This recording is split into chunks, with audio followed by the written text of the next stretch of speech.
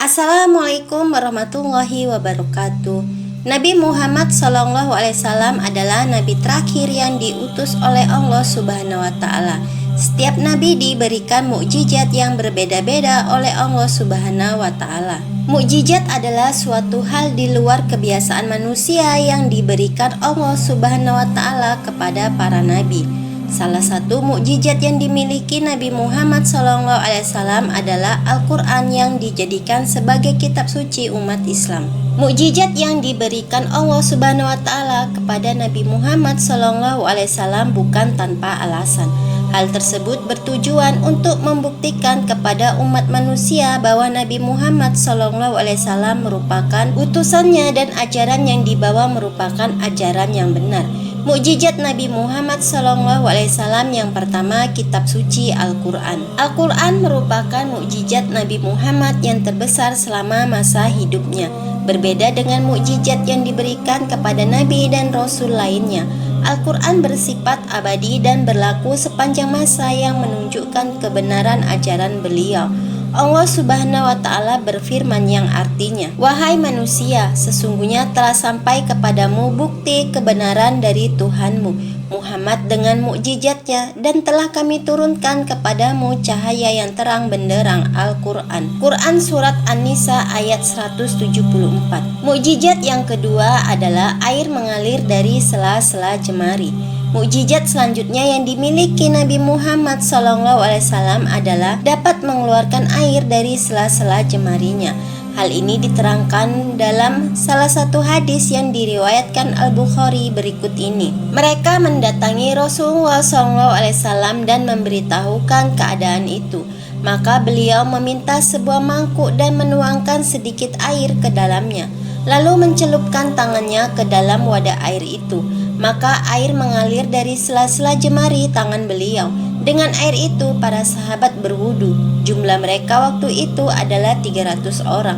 Hadis riwayat Al-Bukhari. Mukjizat yang ketiga yang dimiliki Nabi Muhammad SAW adalah dapat membuat makanan sedikit tapi bisa dimakan banyak orang, seperti yang dikisahkan salah seorang sahabat Nabi.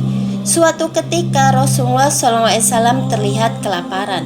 Abu Talha yang mengetahui hal tersebut berniat untuk mengundang Rasulullah untuk makan di rumahnya. Namun makanan di rumahnya ternyata sisa sedikit.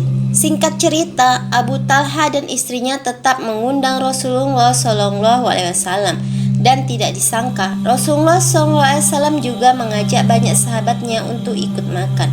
Hal tersebut membuat Abu Talha dan istrinya merasa cemas karena makanan hanya sedikit. Akhirnya Rasulullah SAW dan sahabat-sahabatnya tiba di rumah Abu Talha.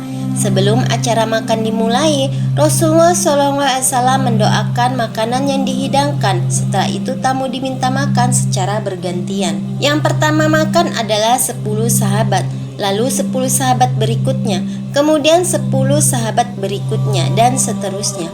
Akhirnya semua sahabat yang datang itu makan sampai kenyang. Sedangkan jumlah mereka waktu itu 70 atau 80 orang. Setelah itu barulah Rasulullah SAW dan keluarga Tolhan makan hingga kenyang pula. Hadis riwayat Al-Bukhari. Mukjizat keempat yaitu segelas susu mengenyangkan banyak orang. Tidak jauh berbeda dengan mukjizat sebelumnya, Nabi Muhammad SAW juga pernah mengenyangkan banyak orang dengan segelas susu. Jika dipikir, hal tersebut mustahil, namun itulah bukti kekuasaan Allah. Diceritakan bahwa Abu Hurairah yang merupakan sahabat Nabi yang sangat miskin tetapi amat banyak ilmunya dan kuat hafalannya sering mengalami kelaparan. Pada suatu hari ketika Abu Hurairah sedang duduk di jalan, Rasulullah SAW melewatinya dan tersenyum melihatnya. Beliau sangat mengerti akan penderitaan Abu Hurairah. Kemudian berkatalah Rasulullah SAW, "Ya Abahir." Abu Hurairah menjawab, "Labbaika ya Rasulullah, aku datang memenuhi panggilanmu wahai Rasulullah." Beliau berkata, "Ikutilah aku." Maka Abu Hurairah mengikuti Rasulullah SAW sampai ke rumahnya. Sampai di dalam rumah, Rasulullah SAW menemukan segelas susu. Beliau bertanya kepada istrinya, "Dari mana susu ini?" Istrinya menjawab, "Dari Fulan, ia menghadiahkannya untukmu." Rasulullah SAW kemudian memanggil Abu Hurairah. Ya Abahir, labbaika ya Rasulullah, jawabnya. Pergilah dan panggil Ahlus Sufa. Ahlus Sufa adalah sekumpulan sahabat yang tinggal di masjid Rasulullah SAW karena tidak punya harta dan keluarga di kota Madinah. Abu Hurairah merasa berhak mendapat seteguk lebih dahulu agar kekuatannya yang hilang bisa kembali. Nanti jika Ahlus Sufa datang, tentu Abu Hurairah yang akan melayani mereka. Namun Abu Hurairah tidak mau menentang perintah Rasulullah SAW. Oleh karena itu, Abu Hurairah segera memanggil Ahlus Sufa. Mereka pun datang ke rumah Rasulullah. Rasulullah memanggil Abu Hurairah. Ya Abahir, labbaika ya Rasulullah, terimalah ini dan bagikan kepada mereka. Maka Abu Hurairah membelikan gelas berisi susu itu kepada orang pertama. Orang itu meminumnya sampai puas. Kemudian gelas tersebut dikembalikan kepada Abu Hurairah, lalu diberikan lagi kepada orang kedua, ketiga, keempat, dan seterusnya hingga semua merasa puas. Sungguh menakjubkan. Gelas itu pun diterima kembali oleh Rasulullah SAW. Beliau kemudian tersenyum kepada Abu Hurairah dan berkata, Ya Abahir, labbaika ya Rasulullah, sekarang tinggal aku dan kamu. Benar ya wahai Rasulullah, duduklah dan minum. Maka Abu Hurairah duduk dan minum. Rasulullah SAW terus memerintahkannya minum sampai Abu Hurairah berkata, Demi Allah yang mengutusmu dengan kebenaran, sudah tidak ada tempat lagi dalam perutku. Kemudian Rasulullah SAW bersabda, Berikan kepadaku gelas itu. Beliau memuji Allah dan bersyukur lalu membaca Bismillah dan meminum sisa susu itu. Hadis riwayat Al-Bukhari. Mukjizat yang kelima yaitu doa minta hujan yang langsung dikabulkan.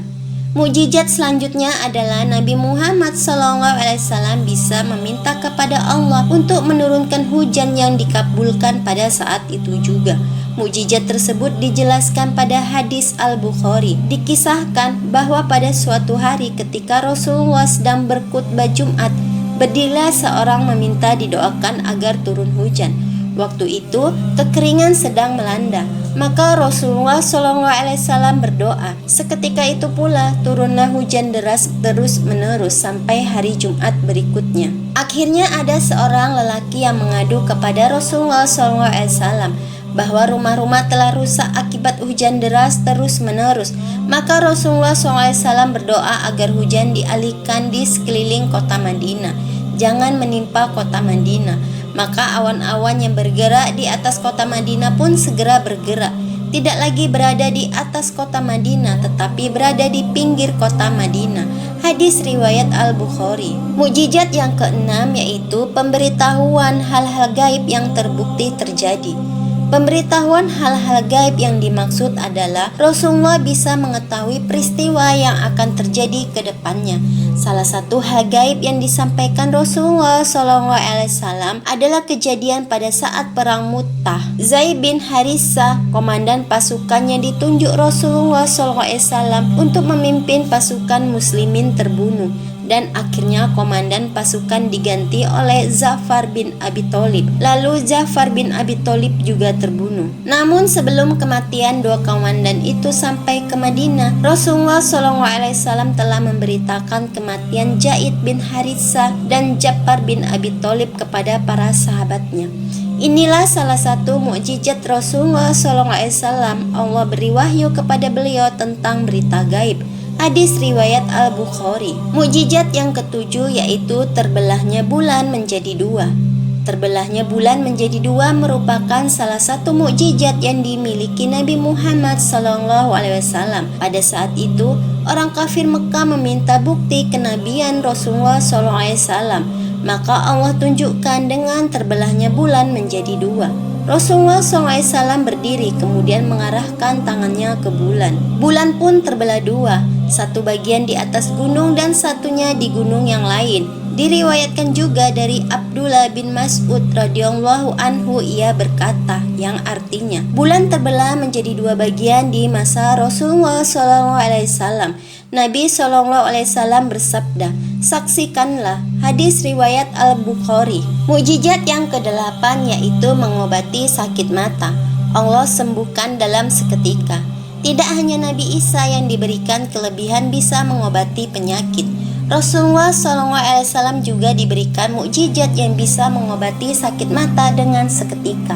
Namun semua itu terjadi atas izin Allah Subhanahu wa Ta'ala. Rasulullah SAW pernah memanfaatkan kelebihan tersebut pada saat sebelum penaklukan benteng Khaybar. Rasulullah SAW menunjuk Ali bin Abi Thalib sebagai pemegang bendera pasukan. Namun waktu itu Ali menderita sakit mata. Seketika mata Ali yang sakit itu menjadi sembuh, seolah-olah tak pernah sakit mata. Mukjizat yang ke-9 yaitu orang akan selalu membela ajarannya. Perjuangan Nabi Muhammad SAW dalam menyebarkan agama Islam tentu saja tidak mudah.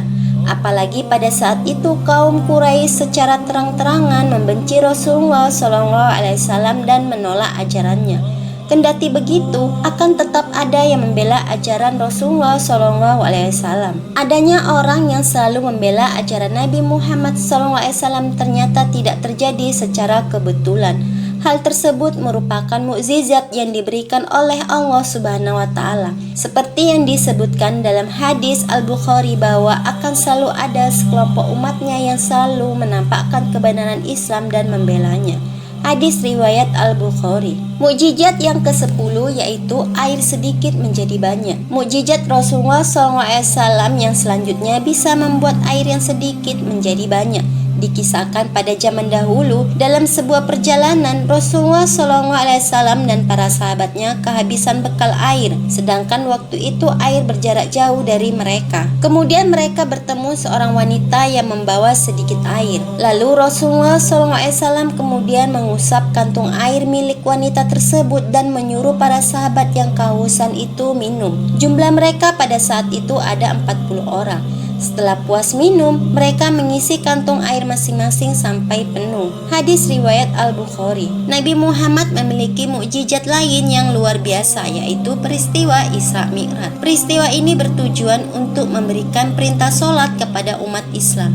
Isra Mi'raj diperingati pada tanggal 27 Rajab sebagai tanda perjalanan suci Nabi Muhammad SAW. Perjalanan dimulai dari Masjidil Haram menuju Masjidil Aqsa, kemudian berlanjut ke Sidratul Muntaha melalui 7 langit hanya dalam 1 malam. Peristiwa ini merupakan peristiwa yang sangat luar biasa dan tidak akan dialami oleh manusia lainnya. Sebenarnya terdapat beberapa fakta mengenai Isra Mi'raj yang terjadi, yaitu yang pertama, Nabi Muhammad naik ke Sidratul Muntaha dengan badan dan ruh yang tetap utuh seperti bentuk aslinya. Yang kedua, adanya pemahaman kewajiban sholat yang diperintahkan oleh Allah Subhanahu wa Ta'ala. Yang ketiga, saat dimiraskan oleh Allah Subhanahu wa Ta'ala, Nabi Muhammad mampu melihat Allah Subhanahu wa Ta'ala dengan mata hatinya, dan bahkan beliau berbicara secara langsung dengan Allah Subhanahu wa Ta'ala. Yang keempat, dalam perjalanannya Nabi Muhammad SAW bertemu dengan Nabi dan Rasul yang sudah mendahuluinya.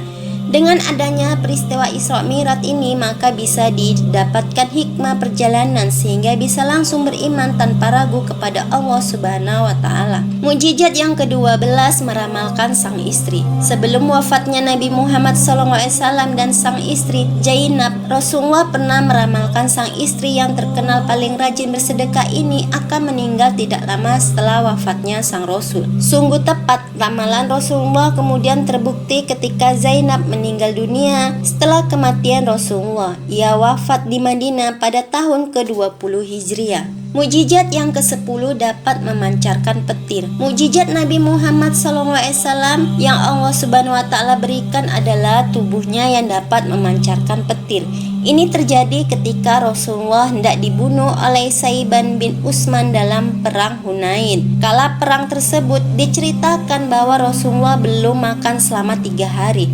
Namun berkat kehendak Allah, Rasulullah sanggup menghancurkan batu besar dengan 3 kali pukulan dan tubuhnya dapat memancarkan nyala api dan petir. Mukjizat yang ke-11 yaitu pembelahan dada.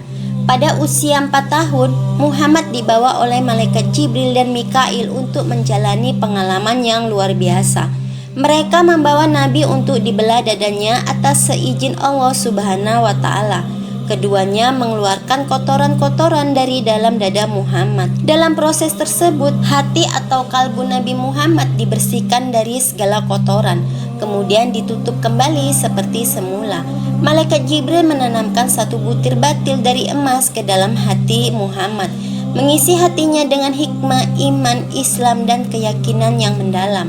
Pengalaman ini menjadi salah satu dari banyak mukjizat awal dalam kehidupan Nabi Muhammad, memberikan kedalaman batin serta kesempurnaan dalam keimanan dan ketakwaan. Mukjizat yang ke-12, hidupnya kerikil.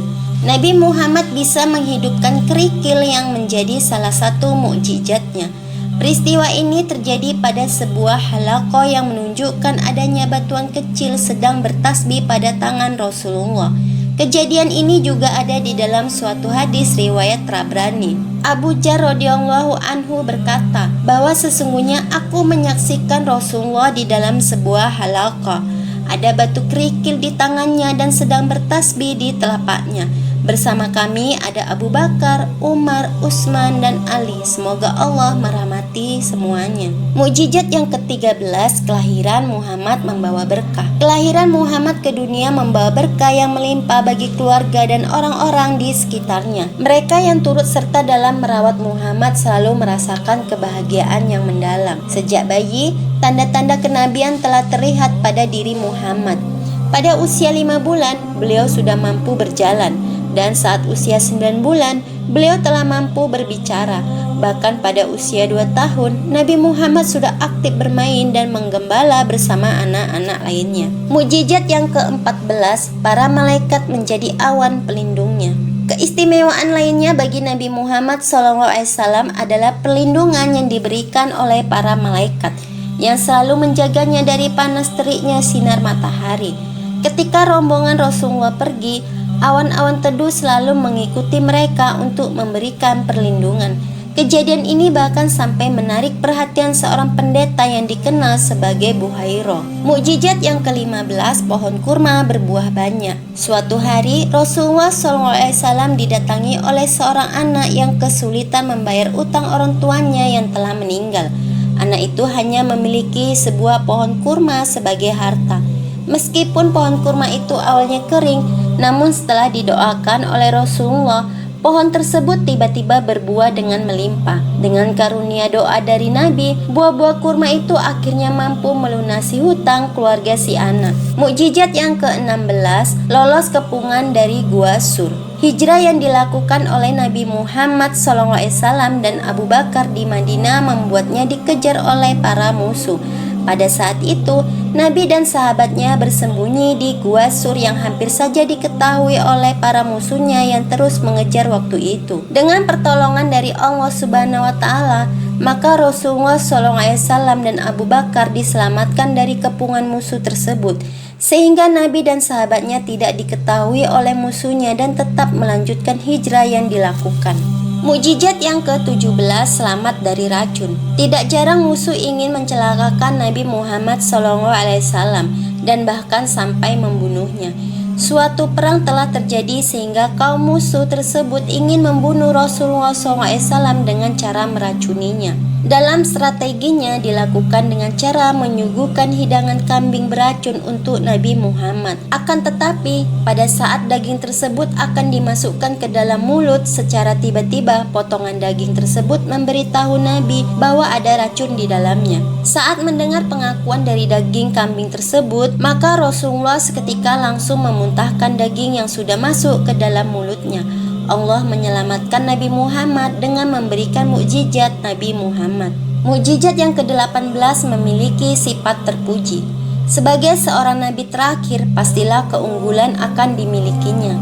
Hal ini dapat dilihat pada sifat-sifat terpuji yang dimiliki oleh Nabi Muhammad SAW, seperti sabar, dapat dipercaya, jujur, cerdas, amanah, dan lain sebagainya. Dengan adanya sifat-sifat terpuji tersebut, maka bisa menjadikan Rasulullah sebagai teladan yang tepat. Pastinya dengan memiliki sifat terpuji, maka kehidupan akan berjalan dengan baik dan bisa mendapatkan ketenangan dalam menjalani hidup. Bahkan seluruh sifat tersebut bisa diturunkan kepada umat Islam yang selalu mempercayai Allah Subhanahu wa taala dan mengesahkannya. Oleh sebab itu, dengan mengetahui mukjizat Nabi akan membuat umat Islam semakin percaya dan bertambah keimanannya. Setelah mengetahui mukjizat Nabi Muhammad, maka keimanan akan semakin bertambah. Itulah mukjizat Nabi Muhammad. Selain mukjizat tadi, ada mukjizat Nabi Muhammad yang jarang diketahui. Sebagai nabi akhir zaman, beliau memiliki puluhan bahkan ribuan mukjizat. Para ulama ada yang menyebutkan 60 mukjizat, tapi ada juga yang menyebutkan 3000 mukjizat. Wassalamualaikum warahmatullahi wabarakatuh.